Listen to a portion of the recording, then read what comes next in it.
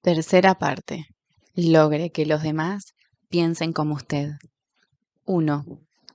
No es posible ganar una discusión. Poco después de terminada la guerra, aprendí una lección inolvidable. Estaba entonces en Londres, como apoderado de Sir Ross Smith. Durante la guerra, Sir Ross había sido el as australiano en Palestina, y poco después de lograda la paz, dejó atónito al mundo con un vuelo de 30 días sobre la mitad de su circunferencia terrestre. Jamás se había inventado una hazaña así. El gobierno australiano lo premió con $50.000. El rey de Inglaterra lo nombró caballero del imperio, y por un tiempo fue el hombre de quien más se hablaba en todo ese imperio. Una noche concurrió a un banquete que se servía en honor de Sir Ross. Durante la comida, el comensal, sentado a mi lado, narró un relato humorístico basado en la cita: «Hay una divinidad que forja nuestros fines por mucho que queramos alterarlos». El comensal dijo que esta cita era de la Biblia. Se equivocaba. Yo lo sabía positivamente. No me cabía ni asomo de duda. Y así, pues, para satisfacer mis deseos de importancia y exhibir mi superioridad, me designé corrector honorario sin que nadie me lo pidiera y con evidente desgano por parte del interesado. Este insistió en su versión. ¿Qué? ¿De Shakespeare? Imposible, absurdo. Esa cita era de la Biblia.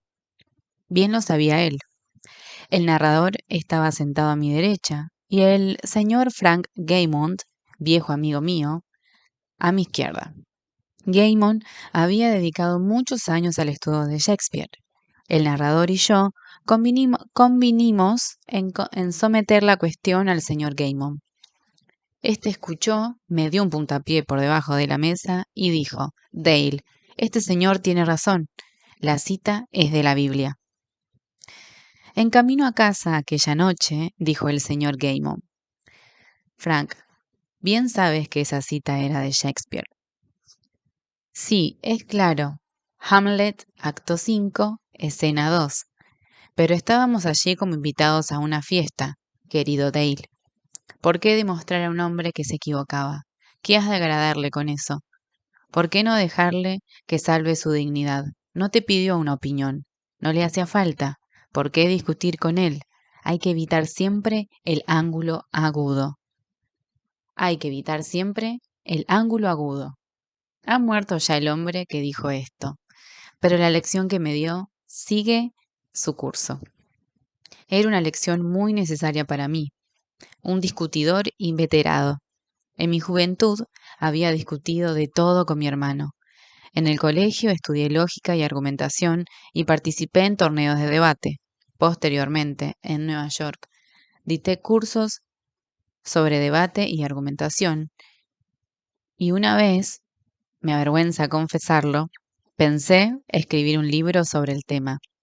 Desde entonces he escuchado, criticado, participado y estudiado los efectos de miles de discusiones. Como resultado de todo ello, he llegado a la conclusión de que solo hay un modo de sacar la mejor parte de una discusión: evitarla. Evitarla como se evitaría una víbora de cascabel o un terremoto. 9 veces de cada 10, cuando termina la discusión, cada uno de los contenedores está más convencido que nunca de que la razón está de su parte. No se puede ganar una discusión. Es imposible, porque si se pierde, ya está perdida. Y si se gana, se pierde. ¿Por qué? Pues suponga usted que triunfa sobre el rival, que destruye sus argumentos y demuestra que es un non campus mentis. ¿Y qué? ¿Se sentirá usted satisfecho? Pero, ¿y él? Le ha hecho sentirse inferior, ha lastimado su orgullo, ha hecho que se duela de ver que usted triunfa, y un hombre convencido contra su voluntad sigue siendo de la misma opinión. Hace años, un beliscoso irlandés llamado Patrick J. O'Hare ingresó en una de mis clases. Tenía poca instrucción, pero cómo le gustaba discutir. Había sido chofer y se inscribió en mis cursos porque trataba por entonces, sin mucho resultado, de vender camiones. Unas pocas preguntas permitieron destacar el hecho de que no hacía más que discutir y pelear con las personas a quienes quería vender sus camiones. Si un presunto comprador decía algo en contra de los camiones que vendía, Pat se enceguecía y se lanzaba al ataque. Él mismo nos los contaba. A menudo he salido de la oficina de un futuro cliente diciéndome, se las he cantado claras a ese pajarraco. Sí, es cierto que se las había cantado claras, pero no le había vendido nada. Mi primer problema no fue el de enseñar a Patrick J. Horrett a hablar. Mi misión inmediata era enseñarle a abstenerse de hablar y evitar las luchas verbales. El señor O'Hare era ahora uno de los mejores vendedores que tiene en Nueva York la White Motor Company. ¿Y cómo lo ha conseguido? Escuchemos su relato. Si entro ahora en la oficina de un presunto comprador y me dice, ¿qué? ¿Un camión White? No sirve para nada. Yo no usaría uno aunque me lo regalaran. Voy a comprar un camión tal. Yo le respondo, amigo mío, escúcheme, el camión tal es muy bueno. Si lo compra, no se arrepentirá. Los camiones tales son fabricados por una buena compañía. El presunto comprador queda sin habla entonces y no hay terreno para discutir. Si me dice que el tal es mejor camión y yo asiento, tiene que callarse. No se puede pasar el día diciendo es el mejor cuando yo estoy de acuerdo.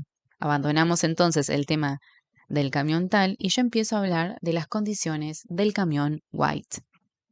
Hubo una época en que si una persona me hubiera hablado así, yo habría perdido el tino. Habría empezado a discutir contra el tal y cuanto más hablara tanto más discutía el comprador en favor del rival y cuanto más discutiera el comprador, tanto más fácil sería a los rivales vender su camión. Si discute usted y pelea y contradice, puede lograr a veces un triunfo, pero será un triunfo vacío, porque jamás obtendrá la buena voluntad del contrincante. Piense pues en esto. ¿Qué prefiere tener, una victoria académica, teatral o la buena voluntad de un hombre? Muy pocas veces obtendrá las dos cosas. El diario de Boston Transcript publicó una vez este significado epitafio en solfa. Yacen aquí los despojos de un pobre viajero. Murió defendiendo su derecho de paso. Razón le sobraba. Estaba en lo justo, lo cierto. Mas tan muerto está como si hubiera errado. Puede tener usted razón. Puede estar en lo cierto cuando discute, pero en cuanto a modificar el criterio del contenedor, lo mismo sería que se equivocara usted en los argumentos. Frederick J. Parson, consultor especializado en impuesto a la renta, relataba que durante una hora estuvo discutiendo con un inspector del gobierno sobre cuestión de impuestos, una partida de $9,000. El señor Parson sostenía que esos $9,000 eran en realidad una deuda incobrable, que jamás serían percibidos y que no debían ser afectados por el impuesto. Nada de deudas incobrables, respondió el inspector. Hay que pagar el impuesto. Este inspector, narraba el señor Parson, ante nuestra clase, era arrogante y empecinado. Razonar con él estaba de más. Señalar los hechos también. Cuanto más discutíamos, tanto más empecinado se ponía. Decidí entonces evitar la discusión, cambiar de tema y hacerle ver mi apreciación por su importancia. Supongo, le dije, que este asunto es pequeño en comparación con las decisiones realmente importantes y difíciles que tendrá que adoptar usted tantas veces. Yo he estudiado la cuestión impositiva, pero solo en los libros. Usted obtiene su conocimiento gracias a la experiencia. A veces desearía tener un empleo como el suyo. Así podría aprender muchas cosas. Dije francamente lo que sentía al respecto. Pues bien, El inspector se irguió en su silla, se echó hacia atrás y conversó largamente acerca de su trabajo, de los hábiles fraudes que había descubierto. Su tono se hizo gradualmente más amistoso y por fin empezó a hablarme de sus hijos. Al despedirse, me prometió espontáneamente que estudiaría mejor mi problema y en pocos días me haría conocer su decisión. 3 días más tarde llamó a mi oficina y me informó que había decidido dejar la declaración de impuestos tal como había sido formulada para mí. Este inspector demostraba una de las debilidades humanas más comunes. Quería sentirse importante y mientras el señor Parson argumentaba con él, satisfacía ese deseo afirmando bruscamente su autoridad. Pero tan pronto como se admitió su importancia y se detuvo la discusión, cuando pudo revelar ampliamente su yo y se convirtió en un ser humano lleno de simpatía y bondad. Buda dijo, el odio nunca es vencido por el odio, sino por el amor, y un malentendido no termina nunca gracias a una discusión, sino gracias al tacto, la diplomacia, la conciliación y un sincero deseo de apreciar el punto de vista de los demás.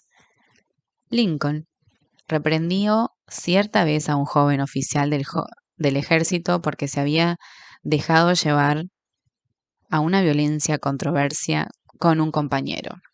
Y Lincoln dijo así, no debe perder tiempo en discusiones personales la persona que está resuelta a hacer lo más que pueda, y menos todavía debe exponerse a las consecuencias, incluso la ruina de su carácter y la pérdida de su serenidad.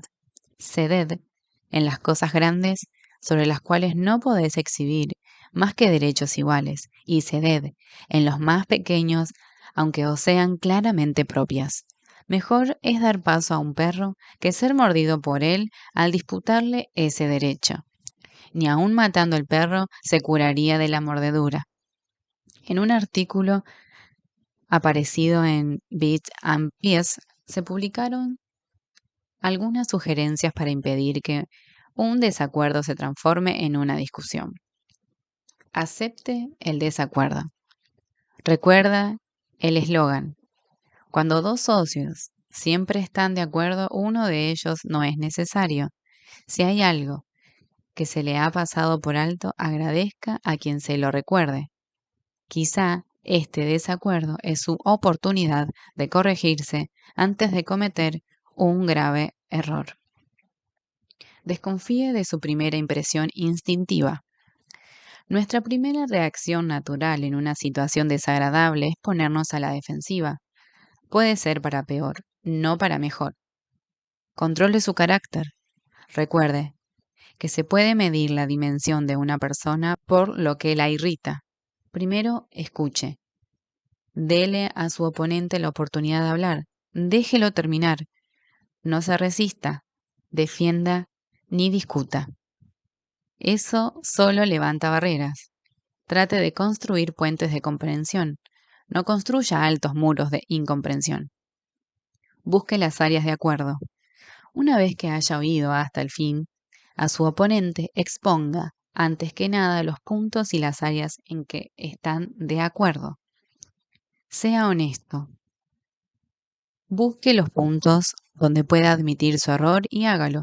Discúlpese por sus errores. Eso desarmará a sus oponentes y reducirá la actitud defensiva. Prometa pensar y analizar con cuidado las ideas de sus oponentes y hágalo en serio. Sus oponentes pueden tener razón. Es mucho más fácil, en este estadio, acceder a pensar en sus posiciones antes que avanzar a ciegas y verse después en una posición en que sus oponentes puedan decir, quisimos decírselo, pero usted no escuchó. Agradezca sinceramente a sus oponentes por su interés. Cualquiera que se tome el trabajo de presentar y sostener objeciones está interesado en lo mismo que usted. Piénselo como gente que realmente quiere ayudarlo y haga amigos de sus oponentes. Posponga la acción de modo que ambos bandos tengan tiempo de repensar el problema. Sugiera realmente otra reunión más tarde, ese mismo día o al día siguiente, para presentar nuevos datos. Al prepararse para esta reunión, hágase algunas preguntas difíciles. ¿Tendrán razón mis oponentes? ¿Tendrán parcialmente razón? ¿Su posición tiene bases o méritos ciertos? ¿Mi reacción solucionará el problema o solo impedirá mi frustración? ¿Mi reacción acercará o alejará de mí a mis oponentes? ¿Mi reacción elevará la estima que me tiene la mejor gente? ¿Ganaré o perderé? ¿Qué precio tendré que pagar por ganar? Si no digo nada, ¿al desacuerdo se desvanecerá? ¿Esta ocasión tan difícil es una oportunidad para mí? Jean Pierce, el tenor de ópera, después de casi 50 años de matrimonio, observó: hace mucho tiempo mi esposa y yo hicimos un pacto que hemos mantenido a pesar de toda la furia que hemos podido llegar a sentir uno hacia el otro. Cuando uno grita, el otro escucha. Cuando dos personas gritan, no hay comunicación, solo ruido y malas vibraciones. Regla 1. La única forma de seguir ganando de una discusión es evitándola. 2. Un medio seguro de conquistar enemigos y cómo evitarlo. Cuando Theodore Roosevelt estaba en la Casa Blanca, confesó que si podía tener razón en el 75% de las cosas, llegaría a la mayor satisfacción de sus esperanzas. Si esa era la más alta proporción que podía esperar uno de los hombres más distinguidos del siglo XXII, ¿qué diremos usted o yo? Si tiene usted la seguridad de estar en lo cierto solamente el 55% de las veces, ya puede ir a Wall Street, ganar $1.000.000 por día, comprarse un yate, casarse con una corista. Y si no puede estar seguro de hallarse en lo cierto ni siquiera el 55% de las veces, ¿por qué ha de decir a las otras personas que están equivocados? Puede decirse a la otra persona que se equivoca con una mirada o una entonación o un gesto, tan elocuentemente como con una palabra. Y si lo dice usted que se equivoca, ¿quiere hacerle convenir por usted? Jamás, porque ha asentado un golpe directo a su inteligencia, su juicio, su orgullo, su respeto por sí mismo. Esto hará que quiera devolverle el golpe, pero nunca que quiera cambiar de idea. Podrá usted volcar sobre él toda la lógica de un Platón o de un Kant, pero no alterará sus opiniones porque ha lastimado sus sentimientos. No empiece nunca anunciando, le voy a demostrar tal y cual cosa. Está mal. Eso equivale a decir, soy más vivo que usted. Voy a decirle una o dos cosas y le haré cambiarle de idea. Esto es un desafío, despierta oposición y hace que quien lo escucha quiera librar batalla con usted antes de que empiece a hablar. Es difícil, aun bajo las condiciones más benignas, hacer que los demás cambien de idea. ¿Por qué hacerlo aún más difícil, pues? ¿Por qué ponerse en desventaja? Si va usted a demostrar algo que no lo sepa nadie, hágalo sutilmente, con tal destreza que nadie piense que lo está haciendo. Así expresó Alexander Popper. Se ha de enseñar a los hombres como si no se les enseñara, y proponerles cosas ignoradas como si fueran olvidadas. Hace más de 300 años Galileo dijo: no se le puede enseñar nada a nadie, solo se lo puede ayudar a que lo encuentre dentro de sí. Lord Chesterfield dijo a su hijo: has de ser más sabio que los demás, si puedes, pero no lo digas.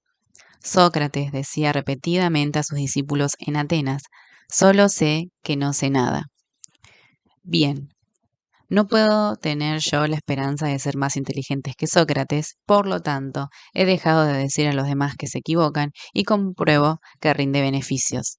Si alguien hace una afirmación que a juicio de usted está errada, si aun cuando usted sepa que está errada, es mucho mejor empezar diciendo: bien, escuche, yo pienso de otro modo, pero quizá me equivoque. Me equivoco con tanta frecuencia. Y si me equivoco, quiero corregir mi error. Examinemos los hechos. Hay algo de mágico, positivamente mágico, en frases como esas. Quizá me equivoque. Me equivoco con tanta frecuencia. Nadie en el mundo o fuera de él objetará nada si usted dice, quizá me equivoque. Examinemos los hechos. Uno de los miembros de nuestras clases usaba este método para tratar con sus clientes. Era Harold Reinke, concesionario de la empresa Dodge en Billings, Montana. Nos contó que las presiones del negocio de venta de automóviles los habían llevado a desplegar una dureza inusual al enfrentarse con las quejas de los clientes. Esto provocaba discusiones, pérdidas de negocios y un malestar generalizado. Le contó a los clientes en lo que se hallaba. Cuando llegué a reconocer que esta actitud me estaba llevando a la quiebra, probé una táctica distinta. Empecé a decir, en nuestra agencia hemos cometido tantos errores que con frecuencia me siento avergonzado. Es posible que nos hayamos equivocado en su caso. Dígame cómo fue. Este enfoque desarma a los quejosos y cuando el cliente termina de liberar sus sentimientos suele mostrarse mucho más razonable que antes. De hecho, muchos clientes me han agradecido por mi comprensión y dos de ellos incluso han traído amigos a comprar autos a mi agencia. En este mercado tan competitivo necesitamos siempre más de este tipo de clientes y creo que mostrando respeto por las opiniones de todos los clientes y tratándolos con diplomacia y cortesía, podré ponerme a la cabeza de la competencia. Jamás se verá en aprietos por admitir que quizás se equivoque. Eso detendrá todas las discusiones y dará a la otra persona el deseo de ser tan justo y ecuinánime como usted. Le hará admitir que también él puede equivocarse. Si usted sabe positivamente que la otra persona se equivoca y se lo dice usted redondamente, ¿qué ocurre? Tomemos un ejemplo específico. El señor S., joven abogado de Nueva York, debatía un caso muy importante hace poco ante la Suprema Corte de Estados Unidos, Longstone y Fleet Corporation 280 US 320. Del proceso dependía la posesión de una vasta suma de dinero y también la dilucidación de una importante deuda legal. Durante el debate, uno de los ministros de la Corte dijo al señor S., el Estatuto de Limitaciones en Derecho Marítimo es de 6 años, ¿verdad? El señor S. se detuvo, miró al ministro por un momento y contestó después rotundamente. Usía, no hay estatuto de limitaciones en derecho marítimo. Se hizo el silencio en la sala del tribunal, decía el señor S. al narrar este episodio ante una de nuestras clases y parecía que la temperatura ambiente había bajado a 0. Yo tenía razón. El ministro de la corte estaba equivocado. Y yo se lo señalé. Pero, ¿lo inquieté conmigo? No. Sigo creyendo que en aquel caso del derecho estaba de mi parte. Y sé que defendí bien mi caso como jamás lo he hecho. Pero no conseguí persuadir al tribunal. Cometí el enorme error de decir a un hombre famoso y muy culto que se equivocaba. Pocas personas son lógicas. Casi todos tenemos prejuicios e ideas preconcebidas. Casi todos nos hallamos cegados por esas ideas, por los celos, sospechas, temores, envidia y orgullo. Y en su mayoría, las personas no quieren cambiar de idea acerca de su religión o su corte de cabello o el comunismo o su astro de cine favorito. De manera que si usted suele decir a los demás que se equivocan, sírvase leer el siguiente párrafo todas las mañanas antes del desayuno. Es del ilustrativo libro La mente en proceso del profesor James Harvey Robinson. A veces notamos que vamos cambiando de idea sin resistencia alguna, sin emociones fuertes, pero si se nos dice que nos equivocamos, nos enoja la imputación y endurecemos el corazón. Somos increíblemente incautos en la formación de nuestras creencias, pero nos vemos llenos de una ilícita pasión por ellas cuando alguien se propone privarnos de su compañía. Es evidente que lo que nos resulta caro No son las ideas mismas, sino nuestra estima personal que se ve amenazada. Esa palabrita a mí es la más importante en los asuntos humanos y el comienzo de la sabiduría consiste en advertir todo su valor. Tiene la misma fuerza siempre, sea que se aplique a mi comida, mi perro y mi casa o a mi padre, mi patria y mi Dios. No solamente nos irrita la imputación de que nuestro reloj funcione mal o nuestro coche ya es viejo, sino también la de que puede someterse a revisión nuestro concepto de los canales de Marte, de la pronunciación de Epicteto y del valor medicinal del salicitato o de la fecha en que vivió Sargón I. Nos gusta seguir creyendo en lo que hemos llegado a aceptar como exacto y el resentimiento que se despierta cuando alguien expresa duda acerca de cualquiera de nuestras presunciones nos lleva a buscar toda suerte de excusas para aferrarnos a ellas. El resultado es que la mayor parte de lo que llamamos razonamiento consiste en encontrar argumentos para seguir creyendo lo que ya creemos. Carl Rogers, el eminente psicólogo, escribió en su libro Realización de una persona: me ha resultado de enorme valor permitirme comprender a la otra persona. Puede resultarles extraño el modo en que he formulado la frase. ¿Acaso es necesario permitirse comprender a otro? Claro que lo es. Nuestra primera reacción a la mayoría de las proposiciones que oímos en boca del prójimo es una evaluación o un juicio antes que una comprensión. Cuando alguien expresa un sentimiento, opinión o creencia, nuestra tendencia es casi inmediatamente sentir tiene razón o qué estúpido, es anormal, es irracional, se equivoca, es injusto. Es muy raro que nos permitamos comprender precisamente qué sentido le ha dado a sus palabras la otra persona. Yo encargué una vez a un decorador de interiores que hiciera ciertos cortinados para mi casa. Cuando llegó la cuenta, quedé sin aliento. Pocos días más tarde nos visitó una amiga que vio los cortinados. Me mencionó el precio y la amiga exclamó con una nota de triunfo en la voz: ¿qué? Es una enormidad. Parece que se ha dejado engañar esta vez. ¿Era cierto? Sí, era la verdad, pero a pocas personas les gusta escuchar una verdad que es denigrante para su juicio. Por ser humano traté de defenderme, señalé que lo mejor es con el tiempo lo más barato, que no se encuentra a buena calidad y gusto artístico a precios de liquidación y así por el estilo. Al día siguiente nos visitó otra amiga que admiró los cortinados, se mostró entusiasmada y expresó el deseo de poder estar en condiciones de adquirir cosas parecidas para su hogar. Mi reacción fue del todo diferente. Para decirle la verdad, reconocí: yo no puedo darme estos lujos. Pagué demasiado. Ahora lamento haber encargado esos cortinados. Cuando nos equivocamos, a veces lo admitimos para nuestros adentros. Y si se nos sabe llevar con suavidad y contacto, quizá lo admitamos ante los demás y acaso lleguemos a enorgullecernos de nuestra franqueza y ecuanimidad con tal caso. Pero no ocurre así cuando otra persona trata de meternos a golpes en la garganta el hecho poco sabroso de que no tenemos la razón.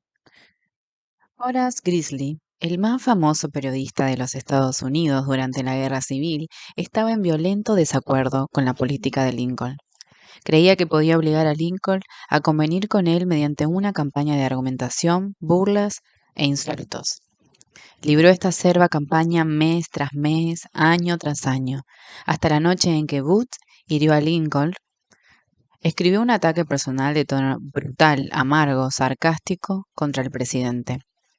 Pero ¿consiguió Greeley con esta acervidad que Lincoln estuviera de acuerdo con él? Jamás. La burla y el insulto no sirven para esto. Si quiere usted conocer algunas indicaciones excelentes acerca de la manera de tratar con las personas, de dominarse y mejorar su personalidad, lea la autobiografía de Benjamin Franklin. una de las obras más fascinadoras que se han escrito, clásica en la literatura norteamericana. En esta historia de su vida, Franklin narra cómo triunfó sobre el hábito inicuo de discutir y se transformó en uno de los hombres más capaces, suaves y diplomáticos que figuran en la historia nacional. Un día, cuando Franklin era un jovenzuelo arrebatado, un viejo cuaquero, amigo suyo, lo llevó a un lado y le descargó unas cuantas verdades. Algo así como esto. Ben, eres imposible. Tus opiniones son como una cachetada para quien difiere contigo. Tan es así que ya nadie interesan tus opiniones. Tus amigos van descubriendo que lo pasan mejor cuando no estás con ellos. Sabes tanto que nadie te puede decir nada. Por cierto que nadie va a intentarlo siquiera, porque ese esfuerzo solo le produciría incomodidades y trabajos. Por tal razón, es probable que jamás llegues a saber más de lo que sabes ahora, que es muy poco. Uno de los rasgos más hermosos que ha tenido Franklin, a mi juicio, es la forma en que aceptó esta dolorosa lección. Tenía ya edad suficiente y suficiente cordura para comprender que era exacta, que si seguía como hasta entonces solo podría llegar al fracaso y a la catástrofe social. Dio, pues, una media vuelta. Comenzó inmediatamente a modificar su actitud insolente, llena de prejuicios. Adopté la regla, refiere Franklin en su biografía, de eludir toda contradicción directa de los sentimientos de los demás y toda afirmación positiva de los míos. Hasta me prohibí el empleo de aquellas palabras o expresiones que significaran una opinión fija, como por cierto, indudablemente, etc. Y adopté, en lugar de ellas, creo, entiendo o imagino que una cosa es así o así me parece por el momento. Cuando otra persona aseguraba algo que a mi juicio era un error, yo me negaba el placer de contradecirla abiertamente y de demostrar enseguida algún absurdo en sus palabras, y al responder comenzaba observando que en ciertos casos o circunstancias su opinión sería acertada, pero que en el caso presente me parecía que habría cierta diferencia, etc. Pronto advertí las ventajas de este cambio de actitud. Las conversaciones que entablaba procedían más agradablemente. La forma modesta en que exponía mis opiniones les procuraba una recepción más pronta y menos contradicción. Me veía menos mortificado cuando notaba que estaba en error y conseguía más fácilmente que los otros admitieran sus errores y se sumaran a mi opinión cuando era la justa. Y esta manera de actuar, que al principio empleé en cierta violencia en cuanto a las inclinaciones naturales, se hizo con el tiempo tan fácil y tan habitual que acaso en los últimos 50 años nadie ha escuchado de mis labios una expresión dogmática. Y a esta costumbre, después de mi carácter de integridad, considero deber principalmente el hecho de que tuve tanto peso ante mis conciudadanos cuando propuse nuevas instituciones o alteraciones en las antiguas, y tanta influencia en los consejos públicos como fui miembro de ellos, porque yo era un mal orador, jamás elocuente, sujeto a mucha vacilación en mi elección de las palabras, incorrecto en el idioma, y sin embargo generalmente hice valer mis opiniones. ¿Qué resultado dan en los negocios los métodos de Benjamin Franklin? Veamos dos ejemplos. Catherine A. Allert, de King Mountain, Carolina del Norte, es supervisora de ingeniería industrial en una fábrica textil. Le contó a una de nuestras clases cómo manejó un problema delicado antes y después de seguir nuestro curso. Parte de mi responsabilidad, dijo, es crear y mantener sistemas y normas de incentivación para nuestros operarios, de modo que puedan hacer más dinero produciendo más aliados.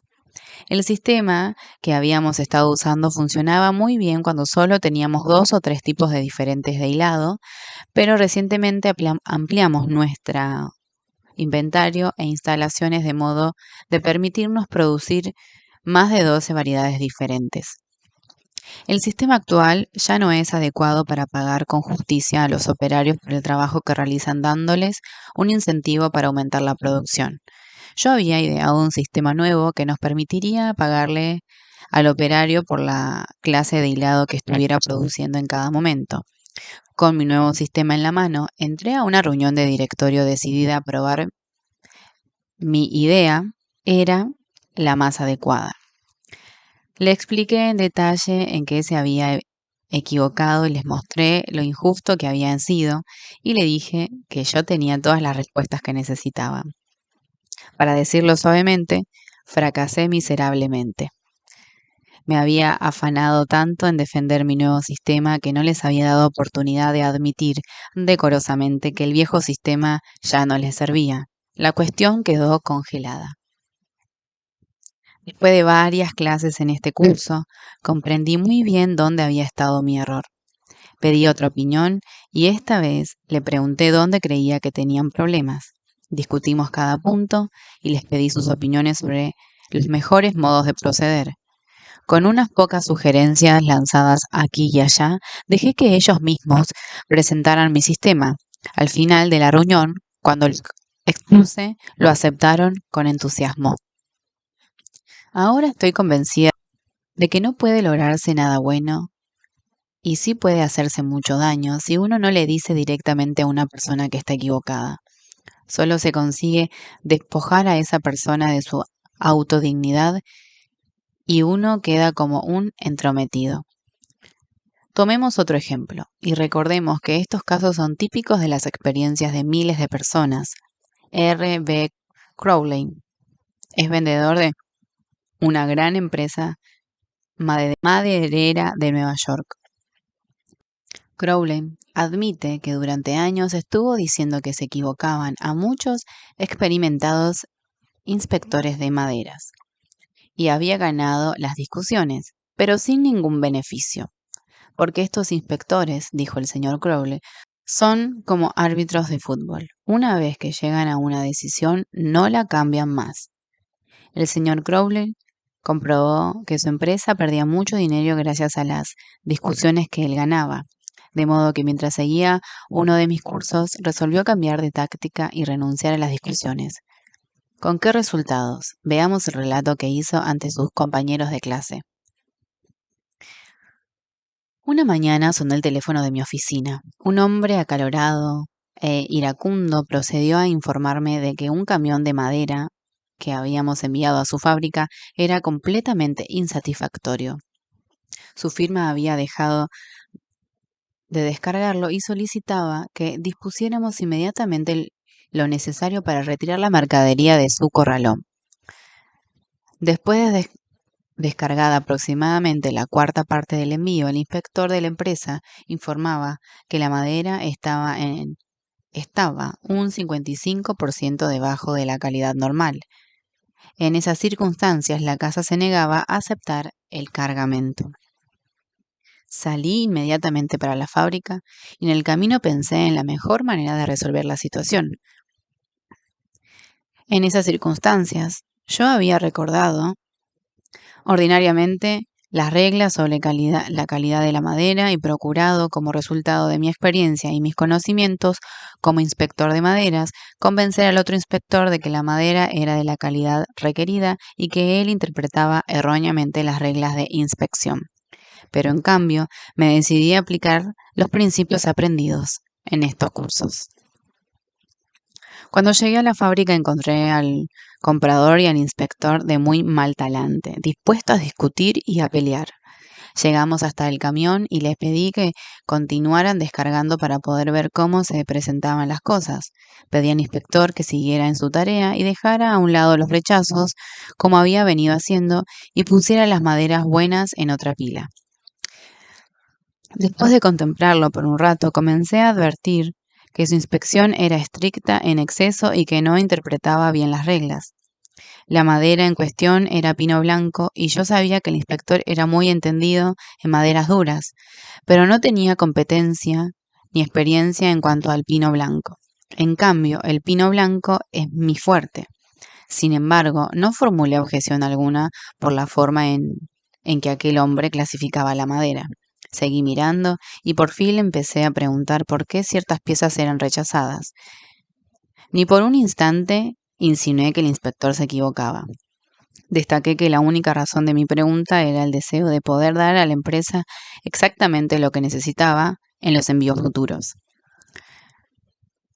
Con estas preguntas, hechas siempre en forma amistosa y de cooperación, y con mi insistencia en que tenía razón al rechazar tablones que no le satisfacían, conseguí que las relaciones entre nosotros dejaran de ser tensas.